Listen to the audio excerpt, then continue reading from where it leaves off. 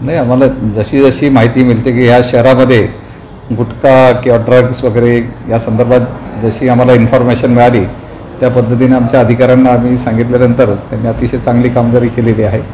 आणि याच्या पुढे देखील जर असे काही प्रकार शहरामध्ये जर चालू असतील तर ते अजिबात ते खपून घेतले जाणार. ती मोहीम सतत सुरूच राहणार आहे आणि जशी इन्फॉर्मेशन मिळेल, आता आरोपी अटक केल्यानंतर त्याच्या इंट्रॉगेशनमध्ये आम्हाला जी माहिती मिळाली आणि त्या इंट्रॉगेशनमधल्या माहितीवरून परत दुसरी एक चांगली मोठी कारवाई झालेली आहे.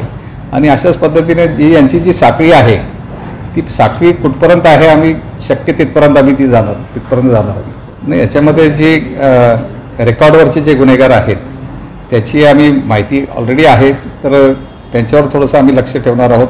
आणि यांच्या विरुद्ध ज्या केसेस आहेत आणि ज्या चार्जशीट झालेल्या आहेत त्या लवकर कशा बोर्डावर येतील आणि त्या कशा चालतील आणि त्याच्यामधून यांना लवकर कशी शिक्षा मिळेल त्याच्यासाठी देखील आम्ही प्रयत्न करणार आहोत. आणि जे काही इलिगल आर्म्स वगैरे शहरामध्ये वगैरे येत आहेत किंवा यापूर्वी पण रेकॉर्डवर जे काही आरोपींनी हे काम केलेले आहेत तर त्यांच्यावर देखील आमचं लक्ष आहे, त्याच्यावर देखील आम्ही लवकरच कारवाई करणार आहोत.